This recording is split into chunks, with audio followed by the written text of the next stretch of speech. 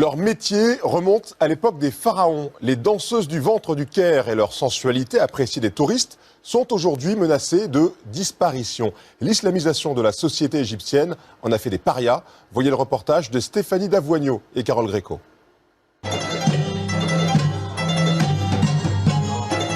Le Caire ne dort jamais. Sur le Nil, ce ne sont pas des bateaux mouches, mais des bateaux cabarets.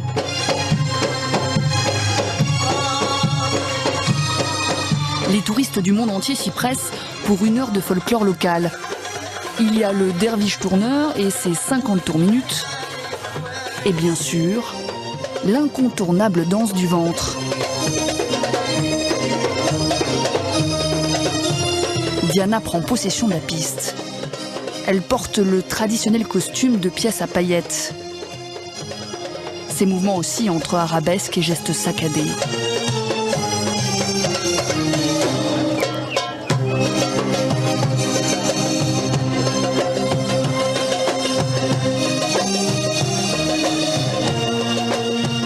La danse du ventre est l'une des plus vieilles danses au monde, une des plus sensuelles aussi. Le public est conquis.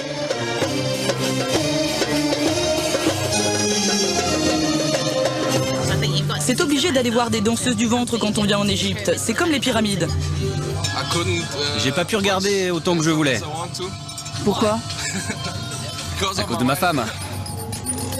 La danseuse Diana est américaine. Elle a fait tout ce chemin pour vivre et apprendre à danser en Égypte, là où il y a plus de 5000 ans, la danse du ventre est née. Il lui a fallu 5 ans pour maîtriser ce mouvement unique. C'est difficile de faire ça ? Après beaucoup d'entraînement, ça n'est pas si difficile, mais au début, il faut du temps pour s'habituer. Vous avez aussi un autre mouvement. On inspire, on retient et on contracte les muscles.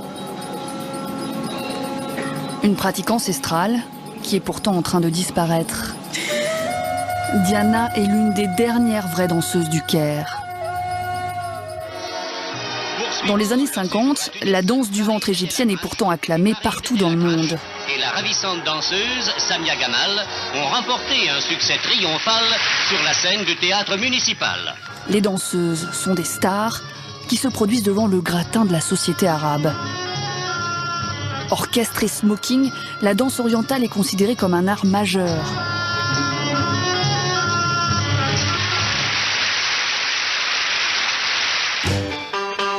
On l'a oublié, mais à l'époque, dans les rues du Caire, les filles se promènent en jupe courte et les cheveux lâchés. 50 ans plus tard, les choses ont bien changé. Presque toutes les femmes portent foulard et robes longues pour cacher cheveux, jambes et bras. Alors évidemment, ces danseuses qui montrent leur ventre sont devenues des parias, les femmes du péché.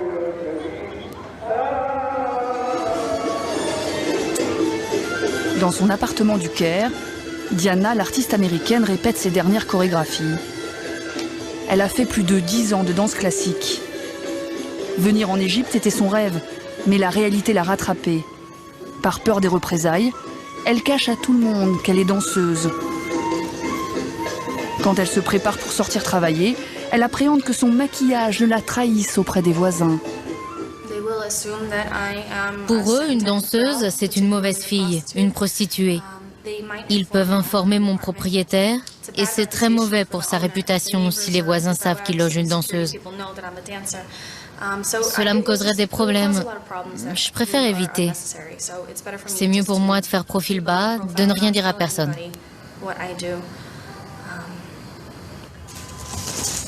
Diana sait de quoi elle parle.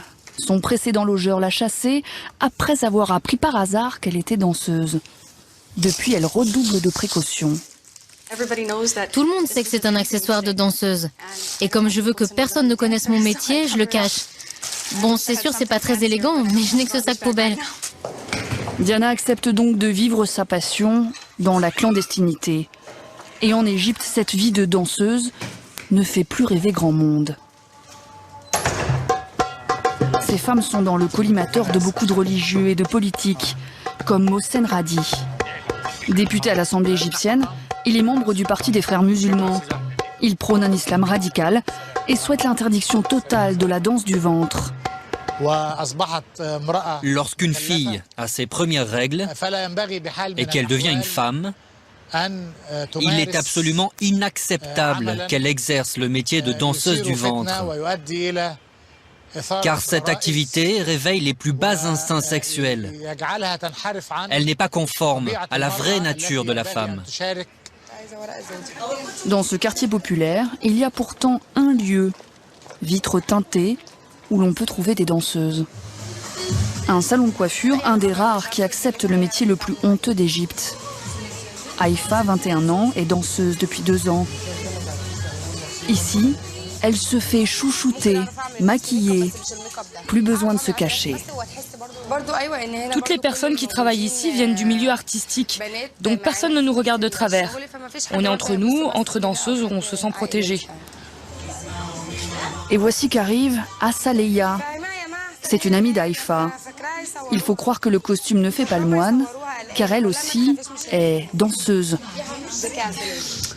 Ses parents n'en savent rien. Quand elle sort de chez elle, elle porte l'abaya, une robe noire qui ne dévoile que le visage et les mains.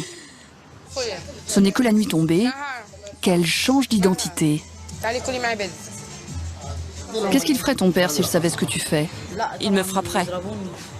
Il la tuerait, ouais. C'est toujours la même histoire, celle d'une double vie, avec la honte au quotidien.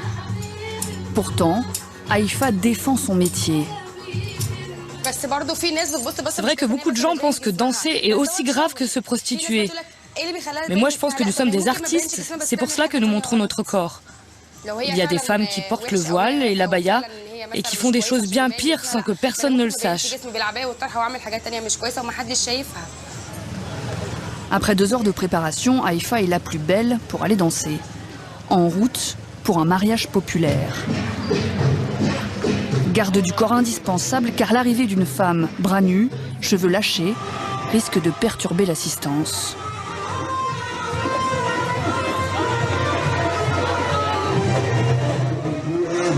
La fête a lieu en pleine rue, entre les immeubles. Plus de 300 convives et une musique assourdissante. Haïfa s'apprête à danser. Pour avoir le droit de la filmer, nous avons dû verser 200 € à son manager. Face à elle, dans le public, des hommes, surtout des hommes. Quelques femmes se tiennent en retrait. Toutes portent le voile. Haïfa est donc la seule à être aussi dévêtue.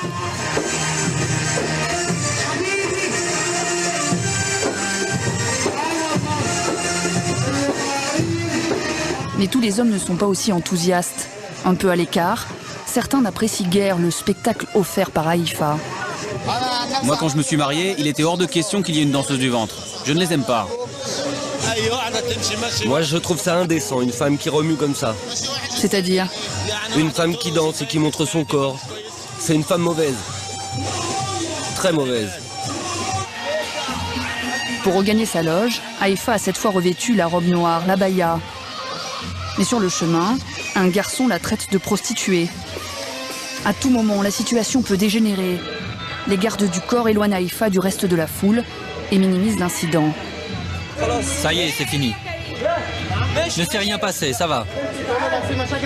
Même si elle aime danser, Haïfa est bien décidée à arrêter dans 2 ans maximum. Je viens d'avoir une petite fille. D'ici quelque temps, elle sera capable de comprendre ce que je fais, et ça, je ne veux pas. Je veux que personne ne puisse lui dire « ta mère est une danseuse », parce que ça, c'est une insulte. Haïfa habite un des quartiers pauvres du Caire. Et voici sa petite fille de 3 mois. C'est pour elle qu'elle voudrait arrêter de travailler.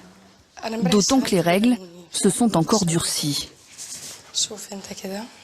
Avec son manager, qui est aussi son mari, elle nous montre ses costumes. Prends la rose et la verte. Prends les deux. L'ironie, c'est qu'une nouvelle loi impose aux danseuses du ventre de cacher leur ventre. Elle n'a pas le droit de travailler sans ce filet en tissu sur le ventre. Il y a une réglementation.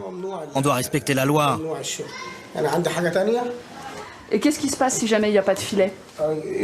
Elle peut se faire contrôler par la police. Et si elle n'a pas le costume réglementaire, on l'emmène au poste. On lui donne une amende et ça peut aller jusqu'à la prison. Danseuse, un métier à risque. Et pour Haïfa, il y a une pression supplémentaire. Ses parents, qui habitent sur le même palier. Chaque soir, elle confie son bébé à sa mère. Je t'amène mon trésor. Je viens de la changer, elle est propre. Je vais chercher des vêtements. Nous voulons demander à la mère ce qu'elle pense du métier de sa fille. Mais nous allons commettre un impair. Comment vous réagissez au fait qu'Haïfa soit danseuse? Son père. Son père. Dans un coin de la pièce, le père d'Haïfa. On lui a dit que sa fille était serveuse, sûrement pas danseuse.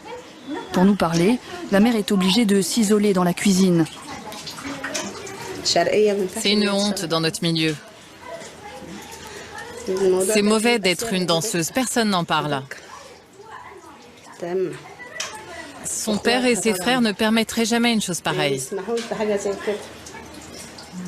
Bien sûr, je sais que c'est contraire à la loi de Dieu. Mais on est très pauvres, on n'a pas le choix. Mon mari est malade et on a un bébé. Le salaire d'Haïfa fait donc vivre la famille dans le secret et la honte. Les seuls qui échappent un peu à cette pression, ce sont les stars. Talons, jean moulant, lunettes noires, Soraya fait partie des dernières vedettes de la danse du ventre. Dans ce quartier chic, elle a rendez-vous avec sa costumière personnelle. Tu bouges bien là-dedans? Il y a quelque chose qui te dérange? Non, c'est super. Tu es à l'aise? C'est suffisamment large? En 30 ans de métier, Sahara, la costumière, a vu fondre sa liberté. Mais avec Soraya, elle a décidé d'entrer en résistance contre cette loi qui veut cacher le corps des danseuses. Non sans un zeste de provocation. Regardez, elle est couverte, mais en même temps, elle n'est pas couverte. Avec ce cordon, ça cache le nombril. On respecte la loi. Pareil pour la jupe. Elle couvre le haut de la jambe. Mais comme rien ne l'interdit, j'ai fait des ouvertures sur le côté. C'est sexy et en même temps, ça respecte la loi.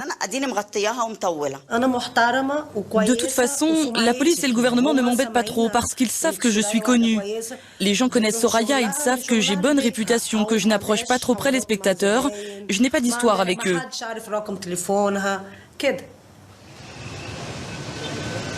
Ce soir, Soraya va se produire dans cet hôtel 5 étoiles pour un public arabe et riche. L'argent permet parfois d'acheter un peu de liberté et d'éloigner la censure. Elle a sa propre loge, une petite pièce aménagée derrière les cuisines et sa propre habilleuse. Le spectacle qu'elle propose, c'est du haut de gamme, avec des costumes qui peuvent coûter plus de 1 000 €. Ceux qui ne veulent pas regarder, ils n'ont qu'à pas regarder et personne ne les oblige. Mais moi, je suis sûre qu'en Égypte, tant qu'il y aura des pyramides, il y aura de la danse du ventre. Dans la salle, des Égyptiens, mais surtout des Libanais, des Saoudiens, qui font parfois le déplacement juste pour elle. Dans les soirées privées, elle peut gagner 1 000 € pour une seule danse.